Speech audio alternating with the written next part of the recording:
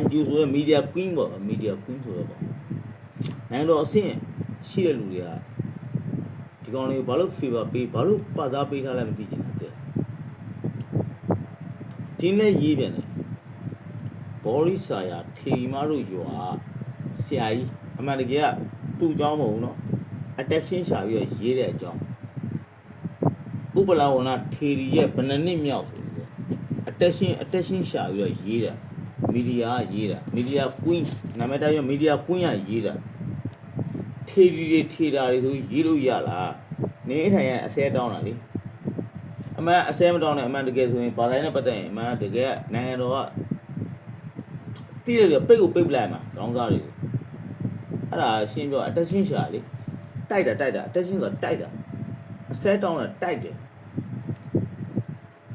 ကျွန်တော် screenshot မရိုက်ထားဘူးမကောင်းတက်လို့ဒါပေမဲ့လူတိုင်းသိနေပြီဒီကိစ္စနိုင်ငံတော်ကဆိုပိုသိမှာပေါ့နော် attention ရှာတာ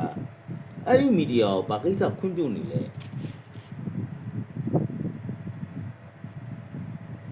ထေရီထီတာဆိုအတုံးတော့မရှိပါဘူးဆိုပြီးတော့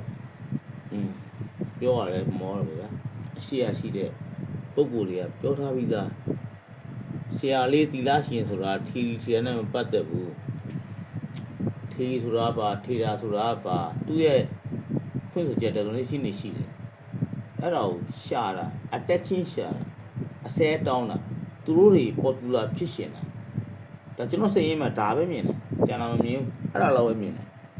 ကျွန်တော်ဝင်ပြီး comment တစ်ချောင်းရေးထားရှိတယ်အစဲတောင်းပြီး attention ရှာပြန်ပြီနော်လို့ media ကွင်းရဆိုပြီးတော့ကျွန်တော်ဟာ first man ပဲပထမဦးဆုံး man ပေါ့လေဘယ်သူမှမရှိသေးဘူးကျွန်တော် first man ဝင်ပြီးတော့ရေးထားပြီးပြီအခုတော့ပြီးမှပြောတာဘာသာရေးဆိုတာမှိုင်းတိုက်လို့မရဘူးမှိုင်းလည်းမတိုက်စေချင်attention တိုက်ခတ်မှုလည်းမရှာစေချင်မကောင်းဘသူလည်းမသိတာအဲ့ဒီ editor ကျုပ်တွေသိရမလား editor ကျုပ်တွေ editor တွေအဲ့ဒီဟာကိုတီးဖြတ်ပြီးတင်တဲ့ကောင်တွေဘယ်ကောင်မှမသိတာသိရင်နာမည်တက်ပြီးပြောတယ်ဆောက်ရှက်ကွဲအောင်လေသူတစ်မျိုးလုံးဆောက်ရှက်ကွဲအောင်ပြောချင်တာတစ်မျိုးလုံး